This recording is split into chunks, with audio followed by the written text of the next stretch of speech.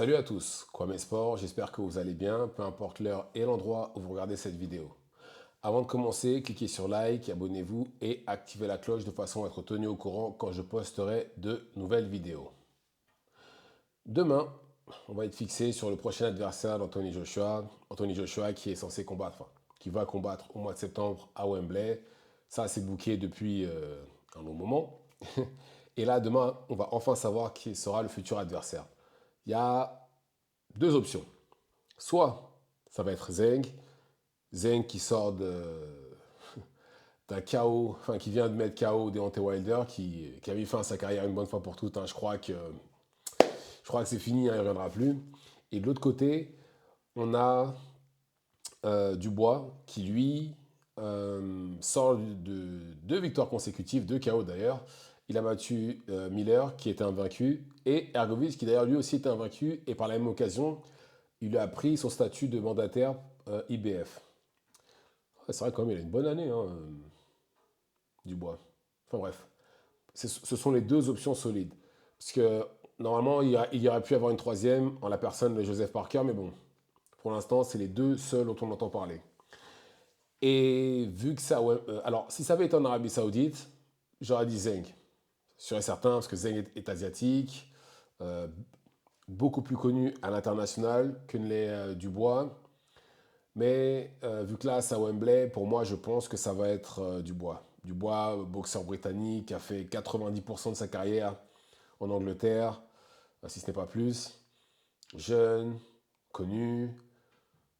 Pour moi, je ne vois pas qui d'autre pourrait se retrouver face à Anthony Joshua. Donc pour moi, ça va être Dubois. Et je pense que depuis ces deux défaites contre Usyk, je pense que Dubois est l'adversaire le plus fort qu'il aura rencontré. Le plus fort, le plus expérimenté, en prime, tout. Toutes les conditions sont là en fait. Parce que, on va pas se mentir, depuis sa défaite contre Usyk, il a pris Jermaine Franklin, qui sortait d'une défaite contre Dylan White, certes, combat serré, mais il a quand même perdu. Il a perdu contre Joshua.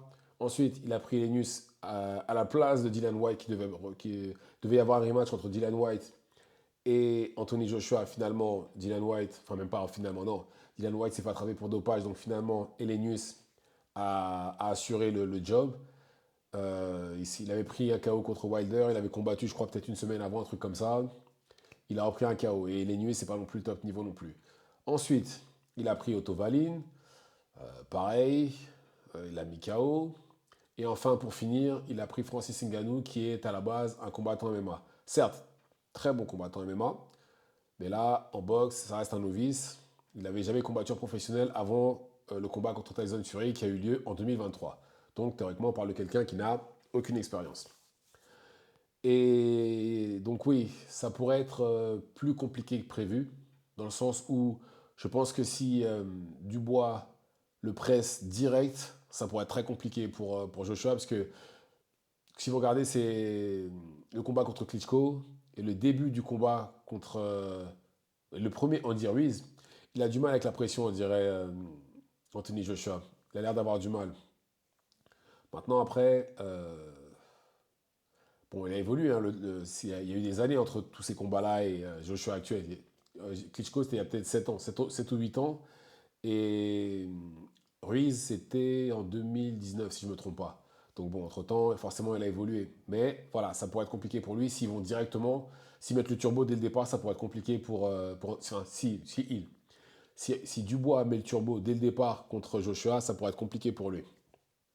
Et il n'aura pas nécessairement besoin d'attendre 3, 4, 5 rounds, sachant qu'il cogne très fort, ça pourrait être réglé très rapidement.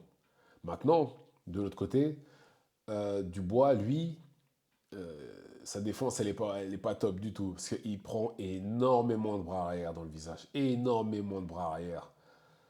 Il n'y a qu'à regarder son dernier combat contre Ergovic, par exemple. Certes, il a battu Ergovic, bravo à lui, mais il a pris énormément de bras droits dans le visage. Énormément. Et ça, bon, euh, quelqu'un comme Joshua qui cogne très fort, ça pourrait lui coûter très cher. Il pourrait être mis KO, justement. Donc, pour l'instant, je sais pas encore quoi penser. Mais d'un autre côté, quelque chose qui est en faveur de Joshua, c'est que maintenant, il est avec un très bon entraîneur. Euh, j'ai oublié Ben Davison, l'ancien entraîneur de Tyson Fury. Et je crois que c'était aussi l'ancien entraîneur de Devin Haney. Excellent tacticien britannique. Et je trouve que maintenant qu'il est avec lui, je trouve qu'il est. Mais bon, même s'ils ont fait quoi, deux combats ensemble, je trouve qu'il y a quand même de l'amélioration dans le style de Joshua. Et, non, même pas dans le style, même dans la préparation des game plans, je trouve que c'est mieux élaboré de ce qu'on a vu pour l'instant. Après, comme j'ai dit, même si c'était pas non plus le haut niveau Otto Wallin et Francis Ngannou, on a quand même pu voir un peu de l'évolution. Et en plus de ça, il a gagné par KO. Donc encore mieux. Et je pense que Ben Davison va sûrement lui faire un gameplay aux petits oignons pour combattre justement euh, Daniel Dubois.